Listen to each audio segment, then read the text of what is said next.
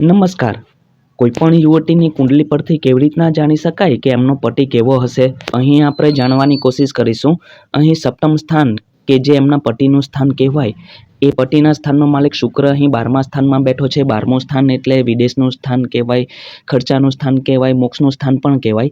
હવે વિદેશ સ્થાનમાં શુક્ર બેઠો છે તો આ યુવતીના મેરેજ વિદેશમાં થવા અથવા તો પરદેશમાં થવા એના ખૂબ મોટા ચાન્સીસ રહેલા છે.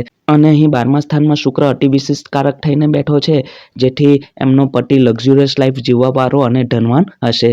સાથે સાથે અહીં સપ્તમ સ્થાનમાં ચંદ્ર બેઠો છે. ચંદ્ર એ ભાગ્યસ્થાનનો માલિક છે અને ઉચ્ચનો થઈને પતિના સ્થાનમાં બેઠો છે.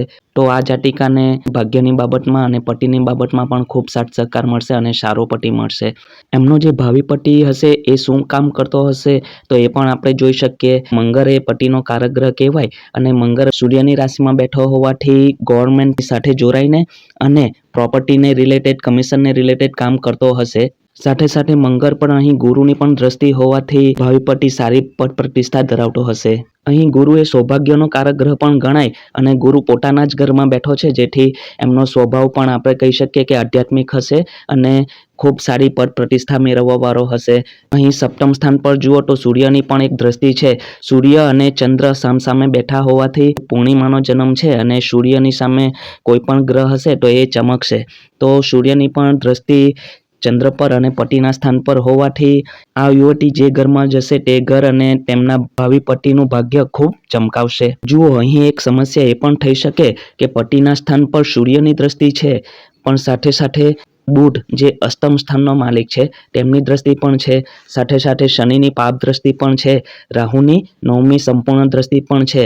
તો ઘણા બધા પાપી ગ્રહોની દ્રષ્ટિ સપ્તમ સ્થાન પર છે, જેથી કરીને વૈવાહિક જીવનમાં અને સસુરાલ પક્ષ સાથે થોડું મતભેદ અને થોડું તણાવપૂર્ણ વાતાવરણ રહેશે. એમ કહી શકીએ કે બે વચ્ચે કોમ્યુનિકેશન ગેપ હશે.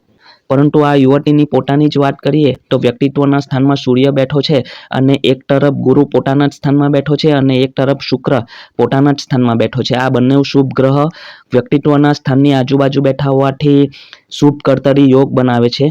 અને સાથે સાથે મંગળ એ પોતાના જ ઘરને અહીં જુએ છે, જેથી આ જાતિકાનું વ્યક્તિત્વ પણ ખૂબ પાવરફુલ હશે. પરંતુ વૈચારિક મતભેદ એમના સસુરાલ પક્ષ સાથે એટલા માટે થઈ શકે કેમ કે અહીં સૂર્ય એ અગ્નિ તત્વનો ગ્રહ કહેવાય અને મંગળ પણ એક અગ્નિ તત્વનો ગ્રહ કહેવાય. એની દ્રષ્ટિ પ્રથમ સ્થાન પર હોવાથી યુવતીનું વ્યક્તિત્વ પાવરફુલ તો હશે, પણ થોડું જિદ્દી અને ગુસ્સાવાળું અને ધીરજની કમી પણ એમાં જોવા મળશે, જેથી કરીને સસુરાલ પક્ષના થોડા સંબંધો તણાવપૂર્ણ રહેશે. એનું ધ્યાન રાખવું પડશે અને કુંડલી મેચ કરીને કરવું યોગ્ય રહેશે.